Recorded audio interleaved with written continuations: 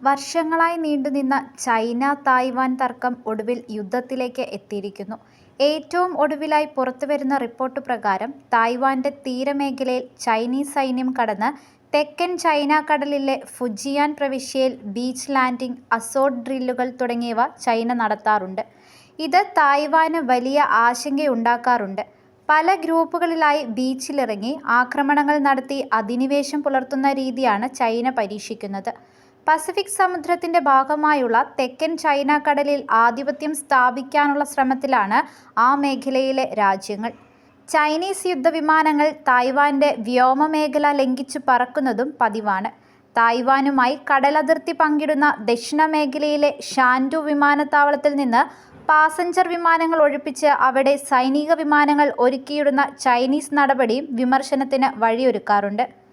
Taiwan ചൈനയുടെ നിയന്ത്രണത്തിനപ്പുറത്ത് പ്രവർത്തിക്കുന്ന രാജ്യമാണ്. ഇതിന്റെ പേരിൽ ധാരാളം ഉരസലുകളുമുണ്ട്. മെയ് 20-ന് തായ്വാന്റെ പുതിയ പ്രസിഡന്റായി ലായ് ചിങ്-തെ അധികാരമേറ്റിരുന്നു. പുതിയ പ്രസിഡന്റ് നടത്തിയ സ്വാതന്ത്ര്യാനുകൂല പ്രസംഗം ചൈനയെ പ്രകോപിപ്പിച്ചതോടെയാണ് കാര്യങ്ങൾ വഷളായത്. തായ്വാന് സ്വാതന്ത്ര്യം എന്നതിന് യുദ്ധം എന്നാണ് അർത്ഥമെന്ന് ചൈന ഇതോടെ മുന്നറിയിപ്പും നൽകി.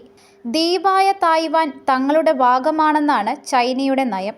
വലിയ സംഘർഷാവസ്ഥയ്ക്കാണ് ചൈനയുടെ ഈ വാദം കാരണമാകുന്നത്. തെക്കൻ ചൈന കടലിലാകും അടുത്ത യുദ്ധം എന്നുള്ള ആശങ്കയിലേക്കും ഈ പ്രശ്നം വഴിതെളിയിച്ചിരിക്കുകയാണ്. എന്നാൽ തായ്വാനെ കീഴടക്കൽ എളുപ്പമല്ലെന്നാണ് പ്രതിരോധ വിദഗ്ധർ പറയുന്നത്.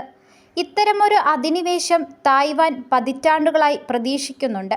അവർ അതിന് ഒരുങ്ങിത്തന്നെ ഇരിക്കുകയാണ്. സൈനിക ബജറ്റിന്റെയും കരുത്തിന്റെയും മാത്രം പ്രകടനമല്ല യുദ്ധത്തിന്റെ ഗതി നിശ്ചയിക്കുന്നത്. തായ്വാന് സൈനിക ബലമുണ്ട്. US വിദഗ്ധരാണ് സൈനികരെ പരിശീലിപ്പിച്ചത്. തായ്വാന് 100-ലധികം F-16 വിമാനങ്ങളും 1100 യുദ്ധ ടാങ്കുകളും ബ്രഹ്മോസ് ഉൾപ്പെടെ മിസൈലുകളുമുണ്ട്. ചൈനയുടെ ആയുധക്കരുത്തുമായി നോക്കിയാൽ ഇത് തീരെ കുറവെന്ന് തോന്നാമെങ്കിലും തായ്വാനെ സംബന്ധിച്ച് ഈ യുദ്ധം ജീവൻ മരണ പോരാട്ടമാണ്. ഇത് നിർണായകമായി മാറുമെന്നും പ്രതിരോധ ഗവേഷകർ പറയുന്നു. US-ന് വിയറ്റ്നാമിലും ബ്രിട്ടന് ദക്ഷിണാഫ്രിക്കയിലും റഷ്യൻ സാമ്രാജ്യത്തിന് റഷ്യയിലും ഇറ്റലിക്ക് അബിസീനിയയിലുമൊക്കെ ഇത്തരം പരാജയങ്ങൾ സംഭവിച്ചിരുന്നു. രണ്ടാം ലോക യുദ്ധത്തിന് മുൻപ് ജപ്പാന്റെ നിയന്ത്രണത്തിലായിരുന്ന തായ്വാൻ ദ്വീപ് ലോകയുദ്ധത്തിലെ പരാജയത്തിന് ശേഷം ചൈനയ്ക്ക് കൈമാറുകയാണ് ചെയ്തത്. എന്നാൽ 1949-ൽ ചൈനയിൽ കമ്മ്യൂണിസ്റ്റ് വിപ്ലവം ഭരണത്തിൽ വരികയും മാവോ സെതുങ് അധികാരം പിടിച്ചെടുക്കുകയും ചെയ്തു.